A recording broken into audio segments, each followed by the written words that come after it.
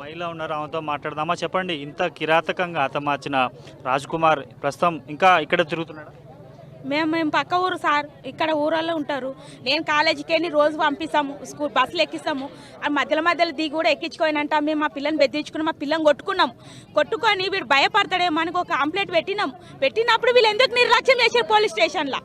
వాళ్ళు ఎంక్వైరీ చేసి ఉంటే వాళ్ళ శవాలు సాగకపోతుండే. వాళ్ళు ఎంక్వైరీ తీసుకోలేరు, వాళ్ళు పట్టించుకోనందుకు ఎవరేం చేరినానని వీళ్ళు పని చేసిండు. వాడు ఎన్ని రోజుల క్రితం కంప్లైంట్ పెట్టరా మీరు? 2 నెలలు అవుతుంది మేము కంప్లైంట్ పెట్టి.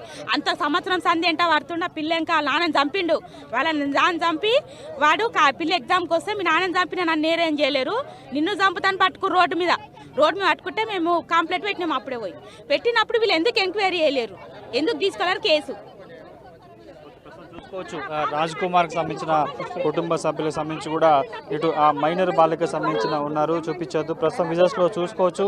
విజువల్స్లో రాజ్ కుమార్కి సంబంధించిన ప్రస్తుతం ఆందోళన చేస్తున్న బాధలు చూసుకుంటూ కూడా అత్యంత కిరాతకంగా హతమార్చారు. రాజ్ కుమార్కి సంబంధించి మైనర్ బాలిక మీద వెంట పడుతున్నాడు. గతంలో కూడా చాలాసార్లు వేధింపులకు గురి చేశారంటూ కూడా ప్రస్తుతానికైతే ఇటు బాధితులకు సంబంధించిన కుటుంబ సభ్యులు చెప్తున్న పరిస్థితి కనిపిస్తుంది. పూర్తి స్థాయిలో చాలా పకడ్బందీ ప్లాన్తో, ఎందుకంటే మే 15 మధ్యలో ప్రాంతంలో ఇటు రాజ్ కుమార్ మీద షాబాద్ పిఎస్లో కంప్లైంట్ చేశారు. తమ బాలికను వేధింపులు గురి చేశారంటూ కూడా కంప్లైంట్ చేస్తే పోలీసులు నిర్లక్ష్యంగా వ్యవహరించారు. కేవలం ఫిర్యాదు తీసుకున్నారు కానీ ఇతని మీద ఎఫ్ఐఆర్ నమోదు చేయలేదు. కనీసం అతని మీద పిలిపించి చర్యలు కూడా తీసుకున్నారంటూ కూడా చెప్పిన పరిస్థితి కానీ పూర్తి స్థాయిలో ఈ ఘటనకు సంబంధించి కూడా కక్ష పెంచుకొని ఈ మైనర్ బాలికకు సంబంధించిన కుటుంబ సభ్యులను అత్యంత కిరాతకంగా హతమార్చారు. ముఖ్యంగా రాజ్ కుమార్కి అంత ముందుకే వివాహమైంది. ప్రస్తుతానికి అయితే ఇందులో కేవలం రాజ్ కుమార్ సంబంధించిన భార్యతో పాటు ఇద్దరు చిన్నారులను కూడా చంపి ఆ తర్వాత మైనర్ బాలికకు సంబంధించిన కుటుంబ సభ్యులను కూడా అత్యంత కిరాతకంగా హతమార్చినట్టుగా మనం చెప్పుకోవచ్చు. ఈ ఘటనకు సంబంధించి కూడా పూర్తి స్థాయిలో